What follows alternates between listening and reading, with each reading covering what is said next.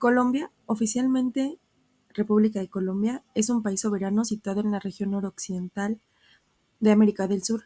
Se constituye en un Estado unitario, social y democrático de derecho cuya forma de gobierno es presidencialista, con dos cámaras legislativas. Su capital y ciudad más poblada es Bogotá. Es una república organizada políticamente en 32 departamentos descentralizados y el distrito capital de Bogotá, sede del gobierno nacional. El país abarca una superficie de 1.141.748 kilómetros cuadrados, lo que lo hace el 26º país más grande del mundo y el séptimo más grande de América, teniendo límites con Venezuela y Brasil, al sur con Perú y Ecuador y al occidente con Panamá. En límites marítimos colinda con Panamá, Costa Rica, Nicaragua, Honduras, Jamaica, Haití, República Dominicana y Venezuela, en el Mar del Caribe. Un poco de su historia. Colombia se conforma como Estado en 1810 a partir del Virreinato de la Nueva Granada, colonia del Imperio Español que había sido fundada en 1550. En 1886 toma definitivamente su nombre actual de República de Colombia. El primer siglo republicano fue turbulento, con la tensión entre una concepción federalista del Estado a la manera estadounidense y una concepción centralista a la manera francesa. Esto condujo al país a permanentes guerras y dio principio a los partidos conservador y liberal. Con la Constitución de 1886, liderada por Rafael Núñez, se creó un Estado centralista, conservador y estrictamente católico. Entre mediados del siglo XIX y XX fue inaugurado en Colombia por la Guerra de los Mil Días. Esto debilitaría al Estado, frenaría el desarrollo económico y haría que el país perdiera a Panamá en 1903. El suceso del 9 de abril de 1948, que, que aún no ha sido aclarado, fue el asesinato del caudillo liberal Jorge Eliezer Gaitán en un magnicidio. Esto va a precipitar al país a una violencia inusitada que se ensañó especialmente con el campesinado y que enfrentó a muerte a los dos partidos tradicionales. El Frente Nacional hará un pacto entre ambos partidos, va a reconciliar a los jefes, pero va a dejar fuera a muchos sectores, los cuales van a ser la semilla de las guerrillas liberales y comunistas, que van a durar el resto del siglo. Para los años 70, el fortalecimiento de las mafias hará un jaque a la sociedad colombiana y afectaría profundamente a las clases dirigentes. Ciertos políticos, periodistas, jueces y autoridades no dejaron doblegarse por las mafias y esto causó una sangrienta guerra contra el Estado en la década de los 80.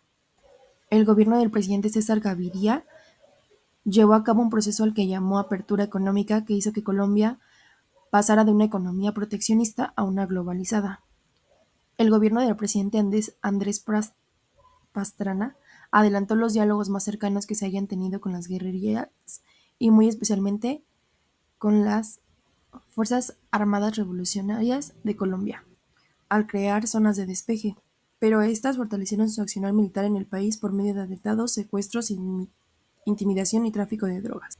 Se crean los grupos paramilitares con el fin de combatir a las guerrillas.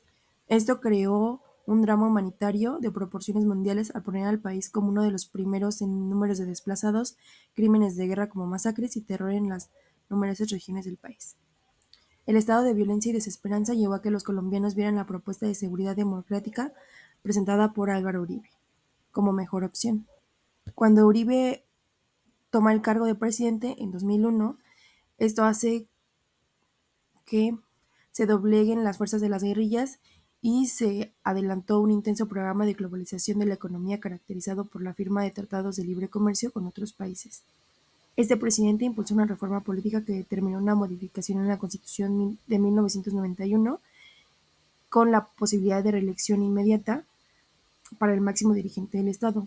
Así es como se mantuvo en el cargo hasta 2010. Para muchos observadores, ha devuelto la paz y la seguridad a Colombia, mientras que devolvió la credibilidad a instituciones como la policía y el ejército. Para otros, existen los recientes escándalos de corrupción en las instituciones y las referentes a la modificación del artículo de la Constitución que permitió la reelección inmediata del presidente y el aumento en la violación de los derechos humanos por parte de los actores armados. El Poder Ejecutivo ejerce sus funciones mediante los gobiernos nacional, departamental y municipal. Está conformado a nivel nacional por el Gabinete de Colombia, con el presidente de la República a la cabeza, seguido del vicepresidente, los ministros, los departamentos administrativos y las superintendencias. A nivel departamental está conformado por las gobernaciones y las secretarías de gabinete, y a nivel municipal o distrital por los alcaldes y sus secretarios de gabinete. Su sede es en Casa de Nariño, en Bogotá. El presidente actúa como jefe de Estado, jefe de gobierno, suprema autoridad administrativa y comandante en jefe de las fuerzas militares durante un periodo de 4 años. Según las reformas de la Constitución Política Colombiana, se instituye la reelección presidencial inmediata por un único periodo adicional y se incorporan un conjunto de normas para garantizar igualdad de oportunidades en los procesos electorales entre los candidatos que aspiren al cargo y el presidente candidato en ejercicio. Para ser presidente tienes que ser colombiano de nacimiento, ser ciudadano en ejercicio y tener más de 30 años al momento de la elección. Algunas funciones del presidente es representar al país internacionalmente, suscribir tratados, elegir a los embajadores que representan a Colombia en el exterior, nombrar a los agentes diplomáticos y dirigir la fuerza pública. El Poder Legislativo estará formado por el Congreso de la República de Colombia, que es la legislatura bicameral de la República de Colombia, integrado por el Senado y por la Cámara de Representantes. El Congreso tiene su sede en el Capitolio Nacional, ubicado en la Plaza de Bolívar, en la ciudad de Bogotá. Así, la Cámara Alta será el Senado y la Cámara Baja será la Cámara de Representantes. En jerarquía de liderazgo tenemos al presidente de la Cámara Alta primero, seguirá el vicepresidente primero, vicepresidente segundo, secretario del Senado, presidente de la Cámara Baja, vicepresidente de la primera, vicepresidenta segunda. Los miembros de la Cámara serán 296 congresistas, dado que el Senado tendrá 108 integrantes, miembros, y la Cámara de Representantes 188. De 108 senadores, 100 serán por su circunscripción nacional, 2 por circunscripción especial indígena, 5 por circunscripción proceso de paz y 1 para la oposición. De 188 representantes, 161 serán por circunscripción territorial, 16 por transitoria especial de paz, 2 por especial afrodescendiente y 1 por especial indígena, 1 por colombianos en el exterior, 5 por proceso de paz y 1 para la oposición. El encargado del Poder Judicial en Colombia será el Manual de Estructura del Estado colombiano, y esta es la encargada de hacer efectivos los derechos, obligaciones, garantías y libertades consagradas en la Constitución y en las leyes, con el fin de lograr y mantener la convivencia social. Está conformado por la Suprema Corte de Justicia, el Tribunal Electoral, los tribunales de circuito, que son los colegiados y unitarios, los juzgados de distrito y el Consejo de la Judicatura Federal.